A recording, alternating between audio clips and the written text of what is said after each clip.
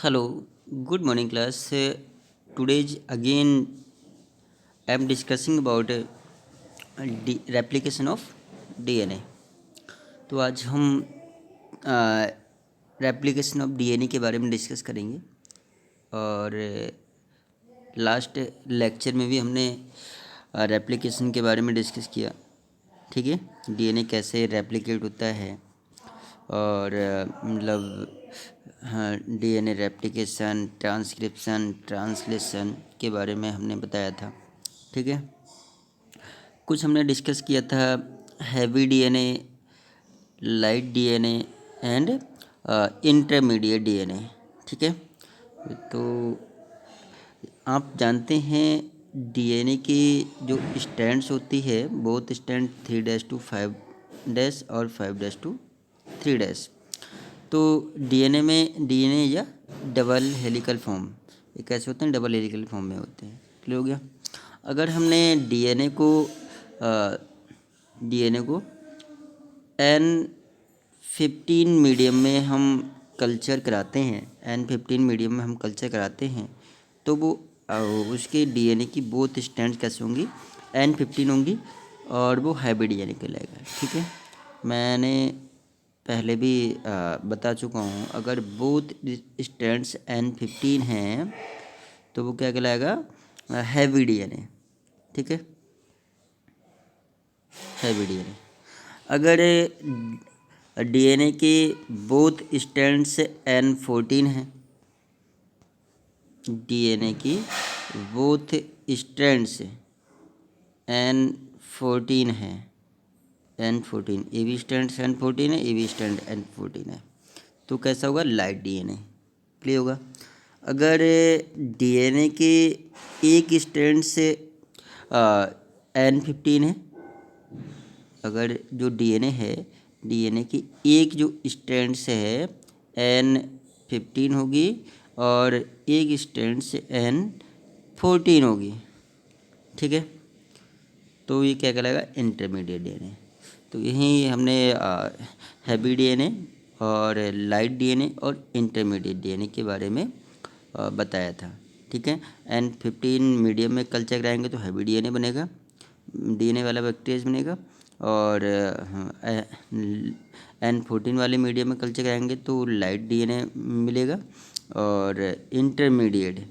ठीक है, मतलब अब हम क्या करेंगे, इसको हैवी डीएनए को, अगर हैवी डीएनए को किसमें लाइट मीडियम वाले कल्चर कराते हैं तो इंटरमीडिएट डीएनए हमें देखने को मिलता है। तो इसका सेपरेशन किसके थ्रू करते हैं? Beyond buoyancy separating test. तो मतलब सेंट्रीफ्यूगेशन जो टेस्ट होते हैं बियॉन्ड सेपरेशन टेस्ट। ठीक है, तो सेंट्रीफ्यूगेशन के थ्रू हम इसको अलग करते हैं और सेपरेशन करते हैं, और ये हैवी डीएनए, लाइट डीएनए और इंटरमीडिएट डीएनए को इस टेस्ट के थ्रू हम सेपरेशन कर सकते हैं, बायोन्सी टेस्ट जिसे भी कहते हैं। ठीक है, नेक्स्ट ये बहुत ही इम्पोर्टेंट डायग्राम है आपके एनसीईआरटी बुक का, और ये आता भी है। ठीक है, और ये कौन सा एक्सपेरिमेंट है? कल मैंने आपको बताया भी था, मिचेल्सन एंड स्टॉल एक्सपेरिमेंट। ये आता है कि इसको डिस्कवर्ड किसने किया था? जब सेमी कंजर्वेटिव मेथड हम पढ़ रहे थे, सेमी कंजर्वेटिव मीडियम हमने पढ़ा था, इसमें इसको डिस्कवर्ड किसने किया था? वाटसन क्रिक ने। और प्रूफ किसने किया था? एक्सपेरिमेंटल प्रूफ किसने किया? मिचेल्सन एंड स्टॉल ने। ठीक है, तो ध्यान रखना, मतलब एक्सपेरिमेंटल प्रूफ किया था मिचेल्सन एंड स्टॉल ने, इसीलिए इस एक्सपेरिमेंट को क्या बोलते हैं?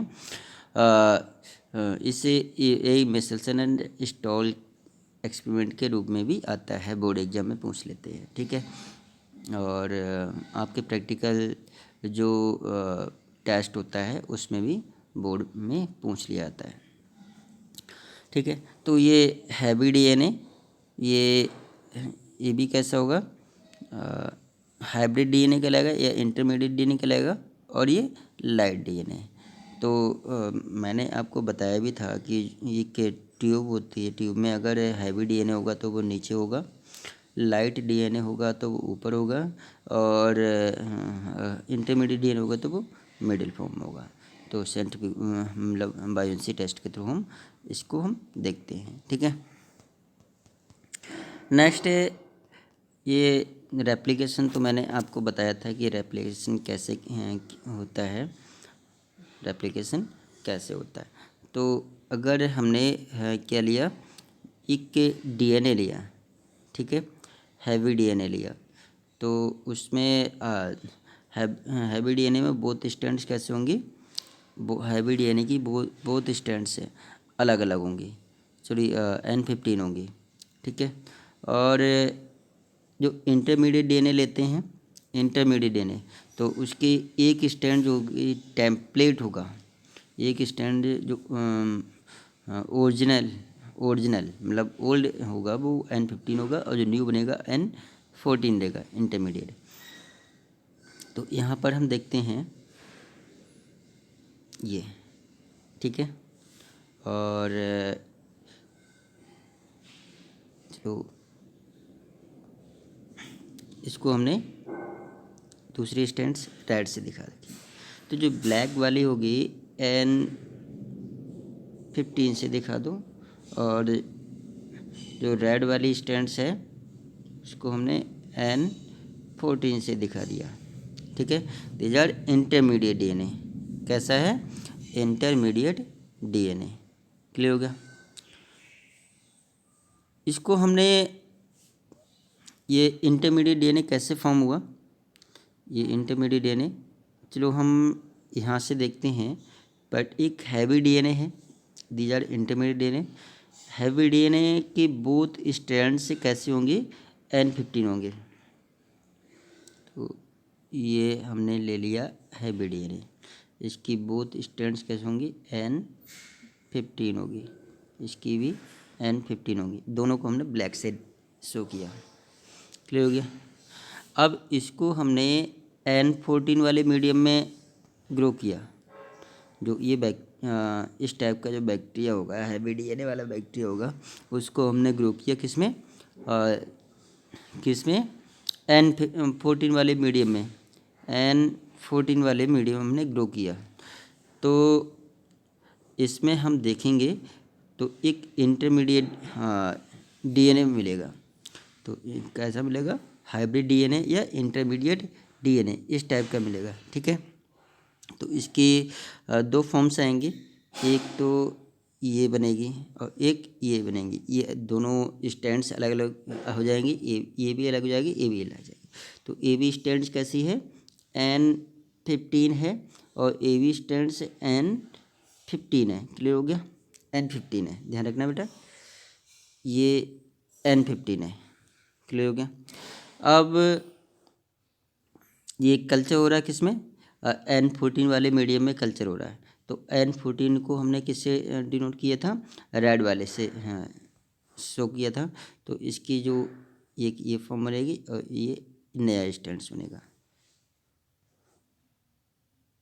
ये नया स्टैंड्स बनेगा, ठीक है। तो ये कैसी होगी, N14 होगी, ये भी N14 होगी। तो ये कैसा है, इंटरमीडिएट डीएनए, ये भी इंटरमीडिएट डीएनए है। तो दो बनेंगे।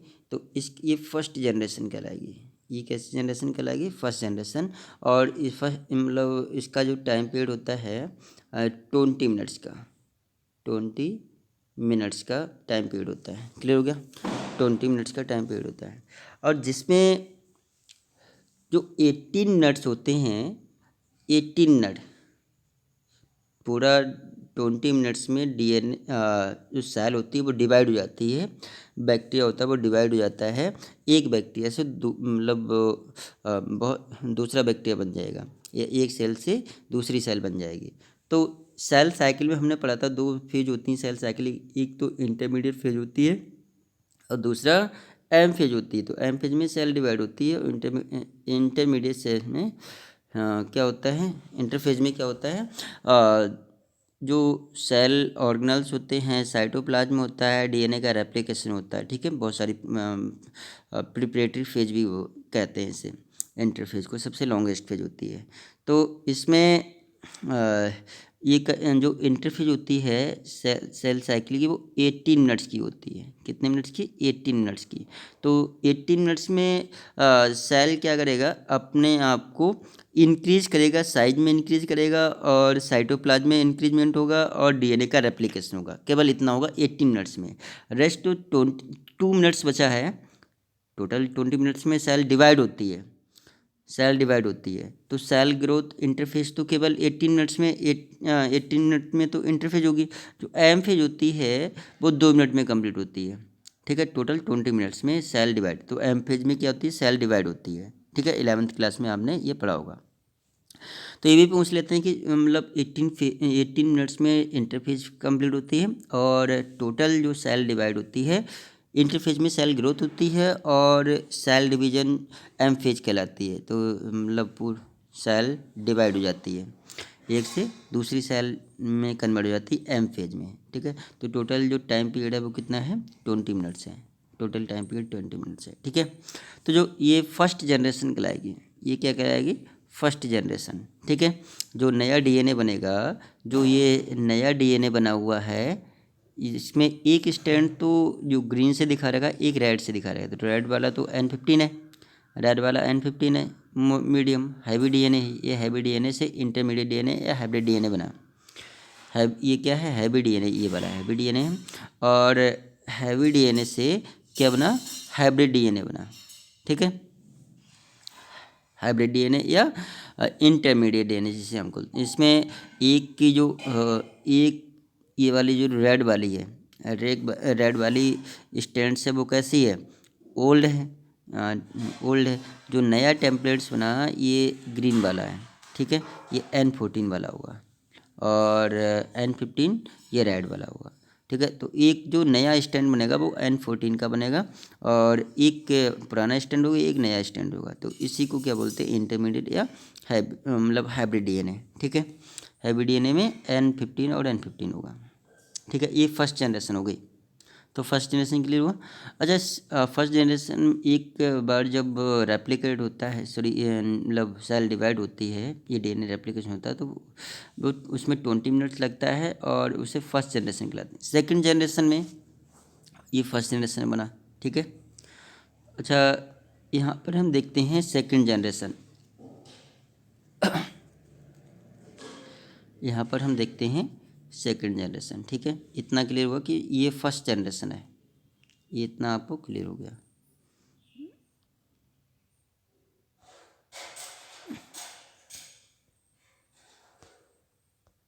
सॉरी, तो ये फर्स्ट जनरेशन में हमें मिल गया।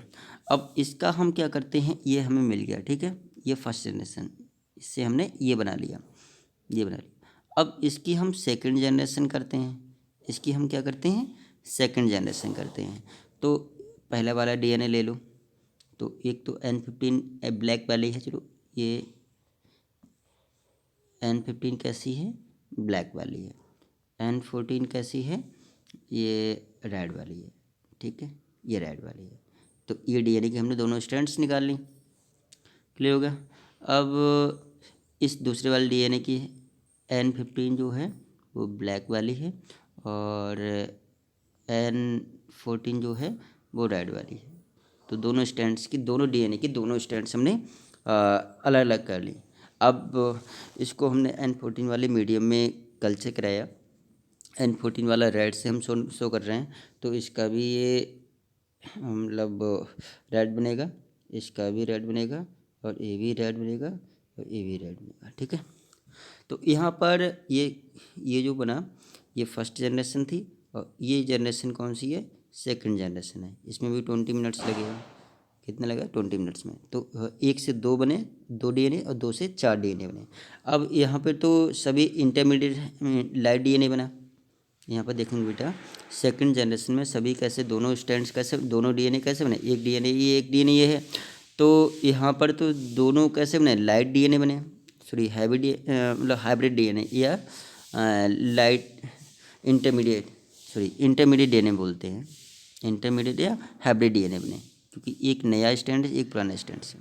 ठीक है, अब यहाँ पर देखते हैं दो डीएनए कैसे हैं। दो डीएनए हाइब्रिड डीएनए हैं और दो डीएनए कैसे हैं लाइट डीएनए कि दोनों, इसकी भी N14 स्टैंड है, इसकी भी N14 है, ये भी N14 ये भी N14, तो ये लाइट डीएनए, दो लाइट डीएनए हैं और दो इंटरमीडिएट या हाइब्रिड डीएनए। क्लियर हो गया सेकंड जनरेशन में। अब इसकी जो होता है ये वाली, इनकी हम थर्ड जनरेशन निकालते हैं, इसकी हम क्या निकालते हैं थर्ड जनरेशन। क्लियर हो गया। तो थर्ड जनरेशन हम यहाँ पर देख ले रहे हैं, थर्ड जनरेशन हम यहाँ पर देख ले रहे हैं ये।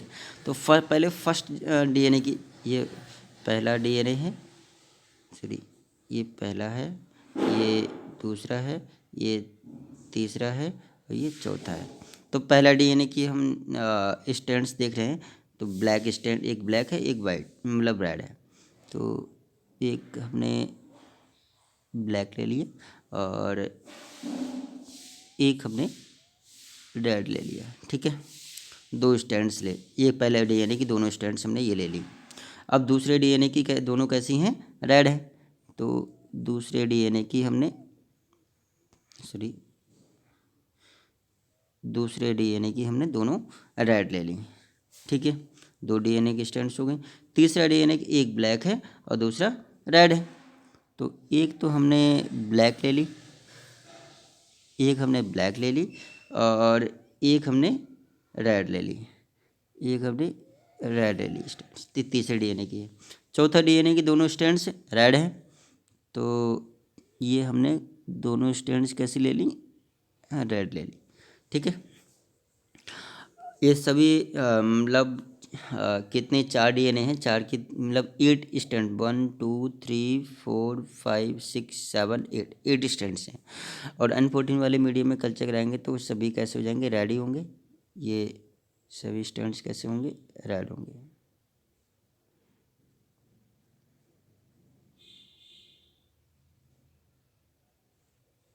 सारे डीएनए कैसे होंगे रेड होंगे। अब यहाँ पर देखते हैं इंटरमीडिएट डीएनए हमें कितने मिले थर्ड जनरेशन में, ये वाली स्टैंड्स आई है, ये वाली आई। ठीक है, ये थर्ड जनरेशन है, ये फर्स्ट जनरेशन है, ये सेकंड जनरेशन, सॉरी हाँ ये सेकंड जनरेशन है और ये थर्ड जनरेशन है। ठीक है, तो सेकंड जनरेशन में हमने क्या देखा, ये सेकंड जनरेशन है, ये फर्स्ट जनरेशन है, ये सेकंड जनरेशन है, थर्ड जनरेशन यहाँ पर नहीं दिखा रखी, तो हमने थर्ड जनरेशन भी दिखा दी।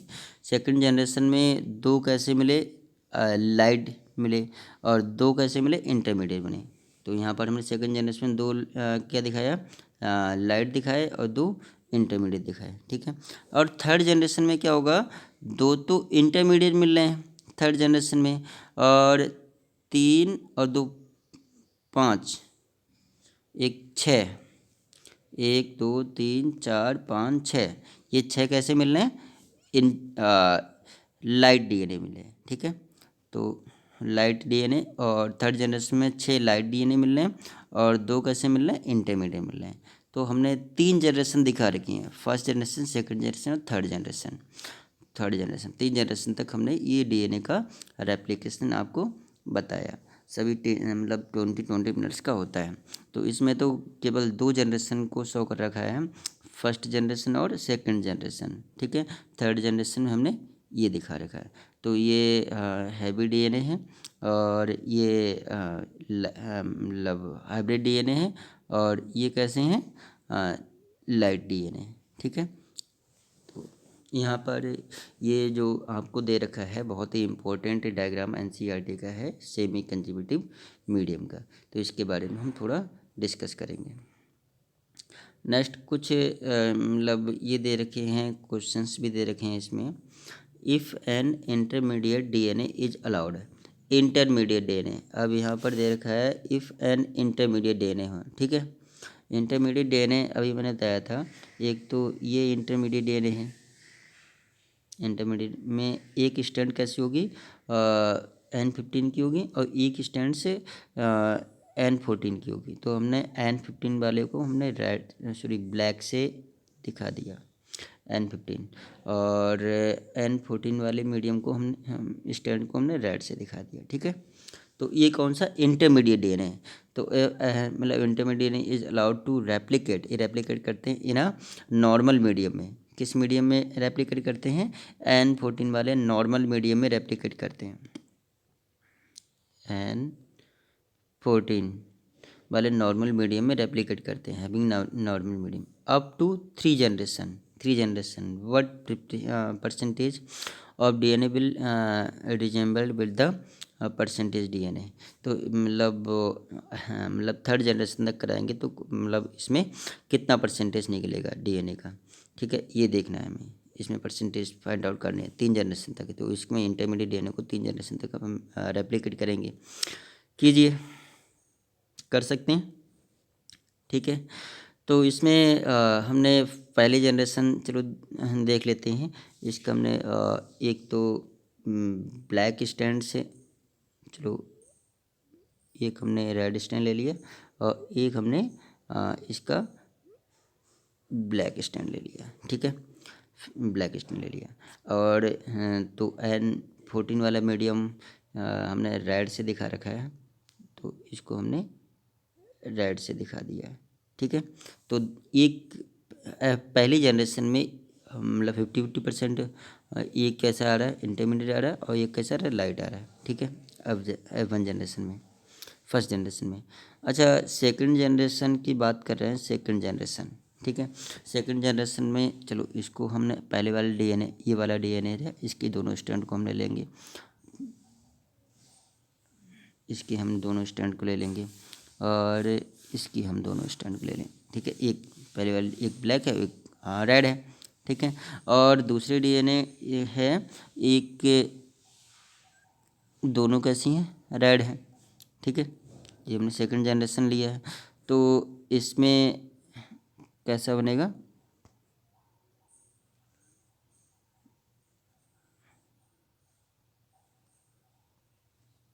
ठीक है, एक तो ये डीएनए बन रहा है, एक ये डीएनए बन रहा है, एक ये बन रहा है और एक ये बन रहा है। ठीक है, तो सेकंड जनरेशन में एक तो इंटरमीडिएट बन रहा है और 3 कैसे बन रहे हैं, लाइट डीएनए बन रहा है। ठीक है, तो अब हम थर्ड जनरेशन देखेंगे। थर्ड जनरेशन, तो थर्ड जनरेशन में क्या होगा, देखिए थर्ड जनरेशन में पहला वाला डीएनए दोनों कैसे हैं, रेड है, तो दोनों स्ट्रैंड्स कैसी हैं, दोनों स्ट्रैंड रेड हैं।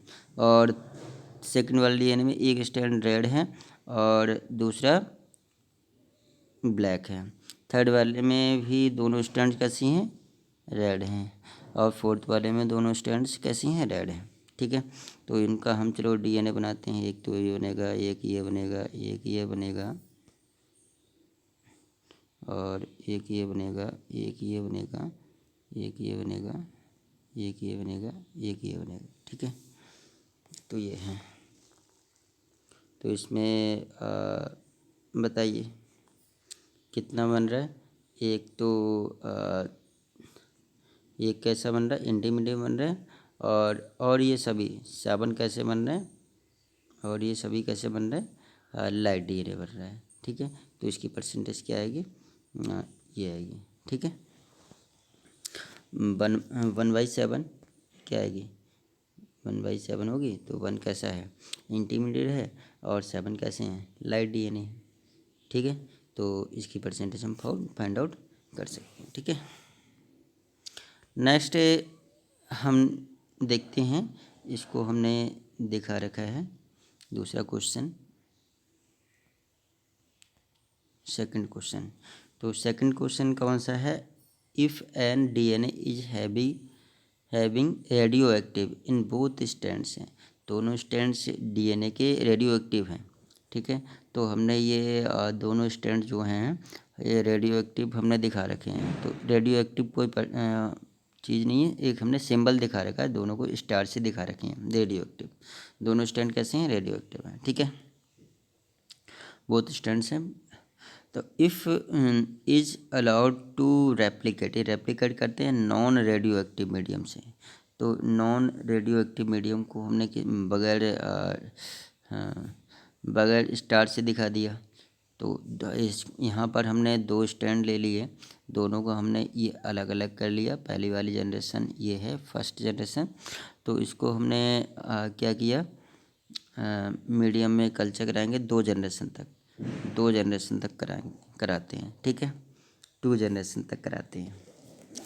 तो 2 जनरेशन में पहली जनरेशन में क्या आएगा, देखो हम एक तो स्टैंड ये है, एक स्टैंड ये है, नॉन रिएक्टिव वाला स्टैंड ये बन जाएगा, नॉन रिएक्टिव वाले स्टैंड ये बन जाएंगे। तो दोनों कैसे हैं, रेडियो एक्टिव स्टैंड डीएनए बनेगा, मतलब ये सेमी कंजर्वेटिव मीडियम में आएगा। सेकंड जनरेशन में अब इस वाले डीएनए की एक स्टैंड रेडियो एक्टिव है, एक स्टैंड नॉन रेडियो एक्टिव है। तो हमने जैसे ये मान लिया, एक स्टैंड ये मान लिया और एक ये मान लेंगे, चलो इसको हमने अलग अलग कर लिए, यहाँ से दिखा रहे हैं। तो एक जो स्टैंड्स है, चलो ब्लैक से दिखा दें, एक जो स्टैंड्स है वो रेडियो एक्टिव है, स्टार से दिखा दो। दूसरा जो स्टैंड है वो कैसा है, नॉन रेडियो एक्टिव है, और इसका जो दूसरा स्टैंड्स है वो रेडियो एक्टिव है, ठीक है। चारों स्टैंड्स हमने दिखा दिए, एक डीएनए ये, एक डीएनए ये। अब दूसरा है नॉन रेडियो एक्टिव, तो ये बनेंगे, ये बनेगा और ये बनेगा। तो रेडियो एक्टिव स्टैंड कितने, एक डीएनए ये है, रेडियो एक्टिव एक डीएनए ये है, तो 2 रेडियो एक्टिव डीएनए बन जाएंगे और 2 ये नॉन रेडियो एक्टिव डीएनए बनेगा। तो इसकी परसेंटेज कैसी आएगी, 50-50% आएगी, ठीक है। तो कुछ इस टाइप से क्वेश्चंस भी आ जाते हैं, हमने क्वेश्चन भी 2 क्वेश्चन बता रखे हैं, तो इसमें हम कर सकते हैं, ठीक है। अच्छा, आपकी एनसीईआरटी में क्या दे रखा है, मशीनरी एंड द एंजाइम। तो अच्छा डीएनए के रेप्लिकेशन में कौन कौन से एंजाइम यूज होते हैं, आवश्यक होते हैं। तो एक तो आपने देखा होगा डीएनए पॉलीमरेज, भी बहुत ही इम्पोर्टेंट है। डीएनए जो पॉलीमरेज होता है एंजाइम, डीएनए पॉलीमरेज बहुत ही मेन रोल प्ले करता है, ठीक है। और पॉलीमर बनाने में, डीएनए के जो पॉलीमर होते हैं वो बनाने में, पॉलीन्यूक्लियोटाइड चेन बनाने में इसका मेन रोल प्ले होता है, ठीक है। और जो जो जैसे जो डीएनए डीऑक्सीराइबो न्यूक्लियोटाइड्स चेन जो होती हैं, मतलब पॉलीन्यूक्लियोटाइड चेन, तो न्यूक्लियोटाइड्स को जोड़ने का काम करता है, न्यूक्लियोटाइड्स को पॉलीमर बनाने का काम करता है डीएनए पॉलीमरेज, ठीक है। तो एक पॉलीमरेज एंजाइम्स की आवश्यकता होती है, ओके। और दूसरा जो एंजाइम होता है डीएनए आरएनए प्राइमेज, जो आरएनए प्राइमेज होता है, आरएनए प्राइमेज, ठीक है। जो प्राइमेज होता है, तो यहाँ पर डीएनए जो पॉलीमरेज होता है, जो छोटे छोटे पीसेस को कट करता है, ब्रेक करता है पॉलीमरेज, और मतलब डीएनए न्यूक्लियोटाइड्स के पॉलीमर्स बनाता है। तो पॉलीमरेज से जो डीएनए पॉलीमरेज को एक दिशा प्रोवाइड करता है, कौन, आरएनए प्राइमेज। तो आरएनए प्राइमर्स होते हैं, प्राइमेज होते हैं एंजाइम, तो ये क्या करता है, इसको एक दिशा प्रोवाइड करता है, ठीक है। और ये गाइडेंस देता है कि इस टाइप से काम करो, कौन, आरएनए प्राइमेज। तो क्लियर हो गया। आरएनए प्राइमेज का वर्क क्या होता है, जैसे कोई भी काम आपको दिया है, सौंपा है, डीएनए पॉलीमरेज क्या करता है, मतलब ये कहीं पर भी, ये तो इसका काम है, कहीं पे भी कट करेगा, कहीं पे उसको मतलब पॉलीन्यूक्लियोटाइड चेन बनाने में हेल्प करता है। तो ये अब कहीं पर भी थोड़ी वर्क करने लगेगा, तो ये हम हमने पॉलीमरेज को एक वर्क दिया, लेकिन इसको गाइडेंस कौन करेगा, गाइड कौन करेगा, आरएनए प्राइमेज करेगा। तो आरएनए प्राइमेज का यूज़ क्या होता है, काम क्या होता है, क्लियर हो गया, गाइडेंस करना। तो ये बताएगा कि नहीं, ये मतलब एक पर्टिकुलर डायरेक्शन है, यहाँ से इसको कट कीजिए, ठीक है। तो आरएनए प्राइमेज वर्क करता है दूसरा एंजाइम। तीसरा डीएनए हेलिकेज जो होता है, डीएनए हेलिकेज। तो आप जो ये बोथ स्ट्रैंड्स होती हैं, बोथ स्ट्रैंड्स ये आपस में क्या होती हैं, आपस में बेस पेयरिंग से जुड़ी रहती हैं। तो ये यहाँ से कट करता है, ये क्या करते हैं, यहाँ से कट करने के लिए रिस्पॉन्सिबल होते हैं हेलिकेज एंजाइम, डीएनए हेलिकेज बोलते हैं। तो क्लियर हो गया। तो ये क्या करेगा, यहाँ पर इनको जो बेस पेयर होते हैं, हाइड्रोजन बॉन्डिंग होती है, बेस पेयर जुड़े रहते हैं, तो इनको ब्रेक करने के लिए रिस्पॉन्सिबल होते हैं डीएनए हेलिकेज। क्लियर हो गया। और दूसरा है एक डीएनए हेलिकेज होता है, और दूसरा मैं भूल रहा हूँ यहाँ पर, ट्रोपो आइसोमरेज, ठीक है।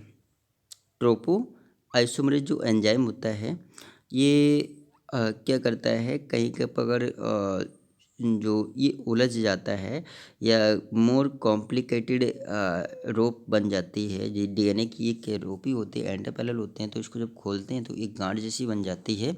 तो ट्रोपो आइसोमरेज जो एंजाइम होता है, उसको ये ब्रेक करने के लिए रिस्पॉन्सिबल होता है, इसको खोलने के लिए रिस्पॉन्सिबल होता है। और जो लाइगेज एंजाइम होते हैं, छोटे छोटे जो फ्रेगमेंट्स बन जाते हैं, उनको जोड़ने का काम करता है। तो कई एक एंजाइम्स होते हैं, यहाँ पर मैंने बता दिया। एक तो मतलब पॉलीमरेज एंजाइम होते हैं, तो कहीं पर भी वर्क करना स्टार्ट कर देता है, और कट करना स्टार्ट कर देता है, ठीक है, पॉलीमरेज। और यहाँ पर ये क्या करेगा, इसको गाइडेंस कौन करता है, आरएनए प्राइमेज जो होते हैं, तो ये एंजाइम इनको गाइडेंस करता है, ठीक है। जो हेलिकेज होता है वो इनके जो बेस पेयरिंग होती है, हाइड्रोजन बॉन्डिंग होती है, उनको ब्रेक करने के लिए रिस्पॉन्सिबल होते हैं डीएनए हेलिकेज। और मतलब ट्रोपो आइसोमरेज जो एंजाइम होता है, ट्रोपो आइसोमरेज जो एंजाइम होता है, ये क्या करता है, जो कॉम्प्लिकेटेड जो डीएनए रोप होती है, उसको जो कॉम्प्लिकेटेड हो जाती है या फिर जो उलझ जाते हैं डीएनए, उनको सुलझाने का काम करता है, उनको मतलब सही करने का काम करता है कौन, ट्रोपो आइसोमरेज, ठीक है। तो आप जानते हैं कि इन जो लिविंग सेल होते हैं, इकोलाई बैक्टीरिया में इनकी प्रोसेस परफॉर्म होती है, रेप्लिकेशन होता है, और बहुत सारे कैटालिटिक एंजाइम इनका काम करते हैं, ठीक है। तो मेन एंजाइम इज रेप्लिकेट, मतलब डीएनए रेप्लिकेशन में मेन जो एंजाइम होता है, डीएनए पॉलीमरेज होता है, ठीक है। और यूज डीएनए टेम्पलेट का काम करते हैं, ठीक है। डीएनए टेम्पलेट पर वर्क करता है कौन, डीएनए पॉलीमरेज। तो डीएनए पॉलीमरेज ये भी कहता है कि डीएनए पॉलीमरेज कहाँ पर वर्क करता है, टेम्पलेट पर वर्क करता है, और डीऑक्सीराइबो न्यूक्लियोटाइड के। तो these enzymes are highly effective efficient enzymes. तो ये जो एंजाइम्स है हाईली एफिशिएंट होते हैं। ये जितने भी मैंने अभी बताया था, डीएनए पॉलीमरेज है, ट्रोपोआइसोमरेज है, हेलिकेज है, लाइगेज एंजाइम्स हैं, तो ये सभी हाईली इफिशिएंट एंजाइम्स होते हैं, जो कि एक कैटालिस्ट का बिहेव करते हैं, पॉलीमराइजेशन मतलब पॉलीन्यूक्लियोटाइड चेन फॉर्म करने के लिए रिस्पॉन्सिबल होते हैं, डुप्लीकेशन करने के लिए रिस्पॉन्सिबल होते हैं, ठीक है, वेरी मतलब कम समय में, शॉर्ट टाइम में। तो ये जानते हैं कि जो इकोलाई होता है, that has only 4.6 into 10⁻⁶ base pair. तो इकोलाई जो बैक्टीरिया होते हैं, ये बहुत ही इंपॉर्टेंट है, और पूछ लिया जाता है कि जो इकोलाई बैक्टीरिया में कितने बेस पेयर होते हैं, 4.6 इंटू 10⁻⁶ बेस पेयर होते हैं, ठीक है। कंपेयर विद ह्यूमन जो सेल होती है, जो ह्यूमन सेल होती है, ह्यूमन सेल की डिप्लॉयड कंटेंट से 6.6 इंटू 10⁻9 बेस पेयर होते हैं, ठीक है, डिप्लॉयड सेल में। और हैप्लॉयड सेल में 3.3 इंटू 10⁻9 बेस पेयर होते हैं, ठीक है। कंप्लीट से the process of the replication within 18 minutes. तो प्रोसेस ऑफ रेप्लिकेशन जो होती है, विद इन 18 मिनट्स में कंप्लीट होती है। That means the average rate of the polymerization has to be approximately 2000 base pair percentage. तो जो 18 मिनट में मैंने आपको बताया था इन जो डीएनए का रेप्लिकेशन होता है, तो डीएनए का रेप्लिकेशन सेल साइकिल के जो इंटरफेज होती है, इंटरफेज 18 मिनट्स में होती है। ये इंटरफेज होती है 18 मिनट्स में होती है, इसमें डीएनए का रेप्लिकेशन होता है। और उसके बाद एम फेज होती है, वो 2 मिनट्स में कंप्लीट होती है। टोटल जो होगा 20 मिनट में डीएनए जो सेल होती है, सेल डिवाइड करती है 20 मिनट में। ठीक है, एक जो जनरेशन होती है वो 20 मिनट में होती है, 20 मिनट्स में होती है। ये भी पूछ लिया जाता है कभी कभी। डीएनए का रेप्लिकेशन कितने मिनट में होगा? 18 मिनट्स में होगा। और सेल डिवाइड कितने मिनट्स में होगा? यहाँ पर दो चीज़ें हैं। सेल डिवाइड कितने मिनट्स में होगी? 20 मिनट्स में। डीएनए का रेप्लिकेशन कितने मिनट्स में होगा? 18 मिनट्स में। ये इंटरफेज की बात है। ठीक है, और average rate of polymerization has to be approximately 2000 base pair per second. मतलब इतने base pair per second polymerization होता है इनका। Not only do the polymerase having be fast but they also have catalyst reaction with high degree of accuracy. ठीक है, तो यहाँ पर इनका जो रेट होता है वो काफ़ी हाई होता है और बहुत तेज़ी से फास्ट ही प्रोसेस परफॉर्म करते हैं। तो एनी मिस्टेक, कोई भी मिस्टेक नहीं करते हैं ये। जहाँ पर जो एंजाइम होता है, जिसका जो काम होता है वो ही करेगा। अगर जो यह न्यूक्लियोटाइड्स को जोड़ने का कौन काम करता है? लाइगेज होता है। और हेलिकेज होता है, बेस पेयरिंग को ब्रेक करने के लिए काम करता है ट्रोपोआइसोमरेज। इनकी जो कॉम्प्लिकेटेड जो डीएनए में गुत्थी फॉर्म हो जाती है या फिर उलझ जाता है, तो उसको मतलब सही करने का काम करता है। ठीक है, तो दूसरा जो टेम्पलेट्स बनता है, न्यू टेम्पलेट जो बनता है, वो एक सही दिशा में काम करता है। तो इसमें कोई भी मिस्टेक नहीं होता। अगर कोई भी मिस्टेक होती है तो उसमें म्यूटेशन कहलाता है। ठीक है, अगर रेप्लिकेशन के दौरान कोई भी स्पेयरिंग अगर ख़राब जुड़ जाती है, अगर सही नहीं जुड़ेगी, तो मतलब क्या होता है? म्यूटेशन। ये मतलब चेंजेबल हो जाता है। अगर ऐसे changeable generation to generation transmit होता रहता है, बहुत सारा कॉम्प्लिकेटेड फॉर्म हो जाती है। ठीक है, तो हम मतलब genetically replication very expensive process और deoxyribonucleotide triphosphate self dual process, ये ड्यूअल प्रोसेस होती है। In addition of acting of substance they provide energy of polymerization reaction. तो पॉलीमराइजेशन रिएक्शन में जो एटीपी होती है, डीऑक्सीराइबोन्यूक्लियोसाइड ट्राइफॉस्फेट, तो ट्राइफॉस्फेट आप जानते हैं मतलब जो न्यूक्लियोटाइड होता है, न्यूक्लियोटाइड्स में नाइट्रोजन बेस भी होते हैं, फॉस्फेट ग्रुप भी होता है। तो ये जो फॉस्फेट ग्रुप होता है वो ये मतलब राइबोज पेंटो शुगर भी होती है। तो ये क्या करती है? इसमें मतलब फॉस्फेट ग्रुप होता है, तो डुअल फॉस्फेट ग्रुप होता है जो कि energy, high power of energy को फॉर्म करने के लिए रिस्पॉन्सिबल होता है। ठीक है, आप जानते हैं कि in additional to DNA dependents DNA polymerase, जो मतलब जो डीएनए रेप्लिकेट करता है, डीएनए जो रेप्लिकेशन प्रोसेस होती है, उसमें डीएनए पॉलीमरेज वर्क करता है। मेन काम होता है डीएनए पॉलीमरेज का। और many additional enzymes are required, उसमें बहुत सारे एडिशनल एंजाइम की आवश्यकता होती है। Complete of process of the replication with high degree of accuracy. तो यहाँ पर हमने ये बताया, जब डीएनए रेप्लिकेट करता है तो मतलब एक साथ रेप्लिकेट नहीं होता है। यहाँ पर डीएनए का एक साथ रेप्लिकेट नहीं होता है। तो यहाँ क्लियर हो करना कि जो डीएनए है ये मतलब ये क्या है? डीएनए इस टाइप से है। तो जो वर्क करता है 5'-3' पर, ये डीएनए का रेप्लिकेशन होता है। और ये वर्क करता है, जो न्यू स्ट्रैंड बनती है 5'-3' पर वर्क करता है। और ये बताता है कि हम जो 5'-3' ही न्यू स्ट्रैंड्स बनाएंगे। ठीक है, जो डीएनए के रेप्लिकेशन में। और यहाँ पर एक जो ये ब्रेक होता है, जो ये ब्रेक होता है, तो एक बाई की फॉर्म बना लेता है, जो यहाँ पर हमने दिखा रखी है कि ये कैसे बना लेते हैं, एक बाई की फॉर्म बना लेता है।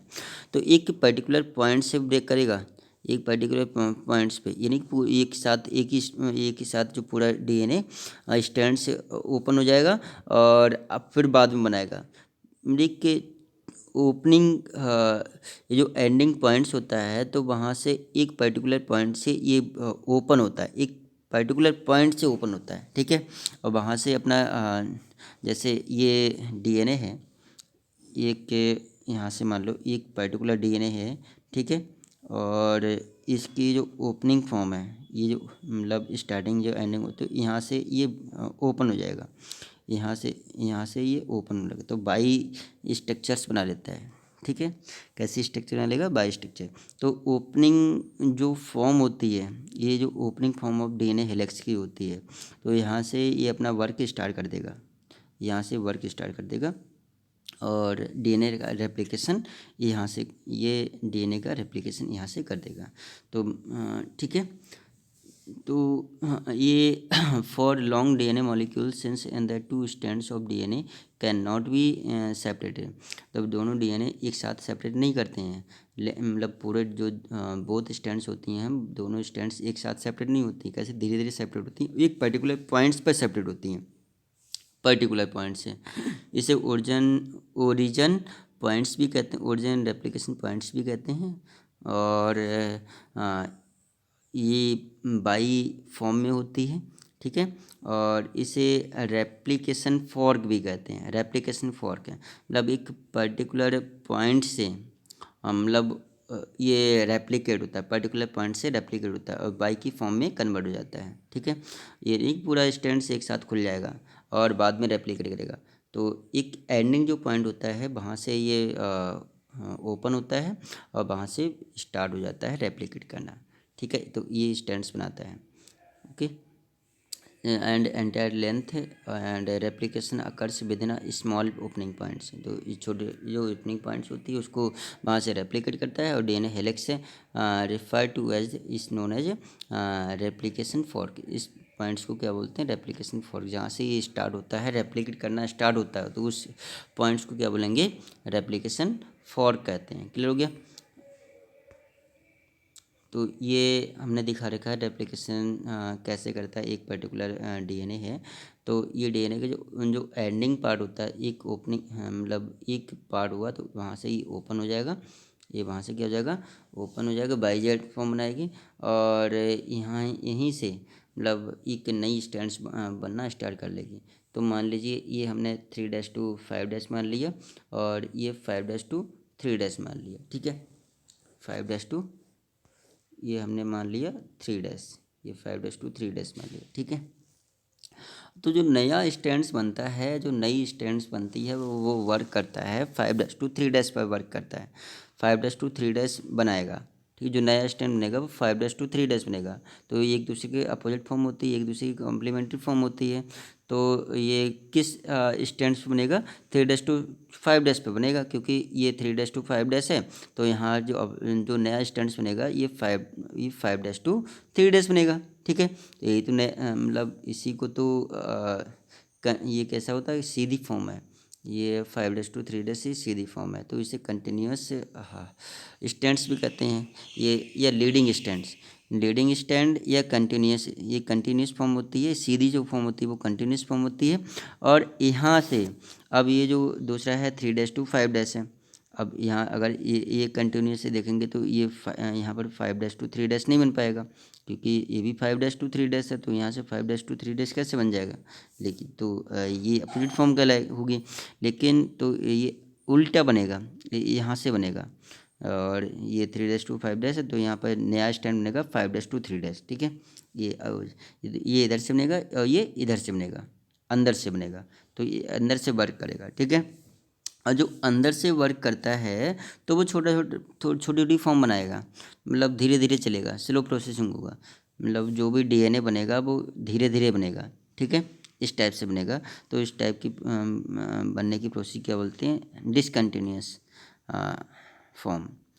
डिसकंटिन्यूस स्टैंड्स और कंटिन्यूस स्टैंड और डिसकंटिन्यूस 5' to 3' मतलब एक 3:5 की स्टैंड्स में बनेगा, और जो डिसकंटिन्यूस फॉर्म और ये 3:5 की फॉर्म में इधर अपोजिट फॉर्म में बनेगा। ठीक है, ये मतलब सीधी फॉर्म बनेगा, ये अपोजिट फॉर्म में बनेगा। और जो अपोजिट फॉर्म में बनता है वो छोटे छोटे डीएनए के फ्रेगमेंट्स बनाते हैं। इसे ओकाजाकी फ्रेगमेंट्स भी कहते हैं। इस टाइप के फ्रेगमेंट्स क्या बोलते हैं, जो छोटे छोटे फ्रेगमेंट्स बनाते हैं, जो डिसकंटिन्यूस फॉर्म, जो डिसकंटिन्यूस स्टैंड्स पे जो छोटे छोटे डीएनए के फ्रेगमेंट्स बनते हैं, इस फ्रेगमेंट्स को ओकाजाकी फ्रेगमेंट्स कहते हैं। चलो, ये ओकाजाकी फ्रेगमेंट्स हैं। तो ओकाजाकी फ्रेगमेंट्स कहाँ पे बनते हैं, डिसकंटिन्यूस स्टैंड्स पे बनते हैं। ठीक है, डिसकंटिन्यूस स्टैंड पे ओकाजाकी फ्रेगमेंट्स, छोटे छोटे फ्रेगमेंट्स बनते हैं। ये डीएनए फॉर्क क्या होता है, रेप्लिकेशन फॉर्क क्या होता है, ओकाजाकी फ्रेगमेंट्स क्या होते हैं, ये पूछ लिए जाते हैं। ठीक है, और लीडिंग स्टैंड्स और लैगिंग स्टैंड्स, तो ये क्या है, जो ओकाजाकी फ्रेगमेंट्स होते हैं, ओकाजाकी फ्रेगमेंट्स किस स्टैंड्स पे बनते हैं, लैगिंग स्टैंड्स बनते हैं या डिसकंटिन्यूस स्टैंड्स पे बनते हैं, ये पूछ लिया जाता है। ओकाजाकी फ्रेगमेंट्स किस स्टैंड्स पे बनते हैं, लैगिंग स्टैंड्स या फिर डिसकंटिन्यूस स्टैंड्स पे बनते हैं। ठीक है, ओकाजाकी फ्रेगमेंट्स हैं। और डीएनए फॉर्क क्या है, डीएनए फॉर्क के मतलब एक ओपनिंग पॉइंट्स होती है जहाँ से डीएनए रेप्लिकेशन स्टार्ट होती है। ओपनिंग, डीएनए की ओपनिंग साइड होती है, एक ओपनिंग साइड होती है, पर्टिकुलर साइड्स होती है, वहाँ से ये अपने आप को रेप्लिकेट करते हैं, तो उसे क्या बोलते हैं, डीएनए रेप्लिकेशन, ओपनिंग साइड्स को।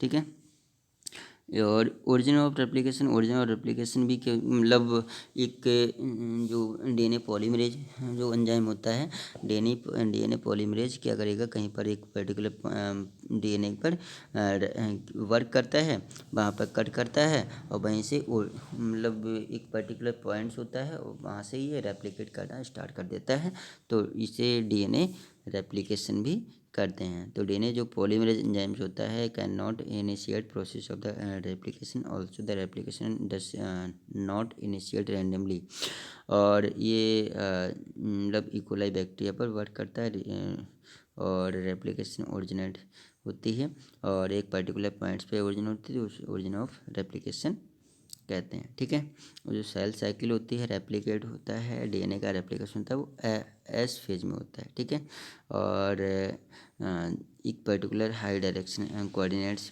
फॉर्म में होती है, और हायर एनर्जी लेवल में होती है। ठीक है, तो यहाँ पर इस टाइप से जो स्टैंड्स बनता है, इस टाइप से 3:5 और 5:3, तो ये मतलब 3:5 में ये कंटिन्यूस डीएनए का रेप्लिकेशन होगा, और यहाँ पर जो छोटे छोटे फ्रैगमेंट्स बनते हैं अपोजिट फॉर्म में, उल्टा न्यू स्टैंड्स बनता है, उल्टा। ठीक है, तो ये छोटे छोटे फ्रैगमेंट्स बनाते हैं, तो इस जो डीएनए के छोटे छोटे फ्रैगमेंट्स बनाते हैं, बाद में क्या होता है, लाइगेज एंजाइम की हेल्प से ये जोड़ देते हैं, तो इसे क्या बोलते हैं, ओकाजाकी फ्रैगमेंट्स कहते हैं। ओकाजाकी फ्रैगमेंट डिसकंटिन्यूस मतलब स्टैंड से बनता है, इसे लैगिंग स्टैंड कहते हैं, और लीडिंग स्टैंड्स कंटिन्यूस स्टैंड्स कहते हैं। ठीक है, ये मतलब टेम्पलेट्स हैं। तो कुछ इस टाइप से दे रखा है बेटा, तो यहाँ पर ये लेक्चर कंप्लीट हुआ। ओके।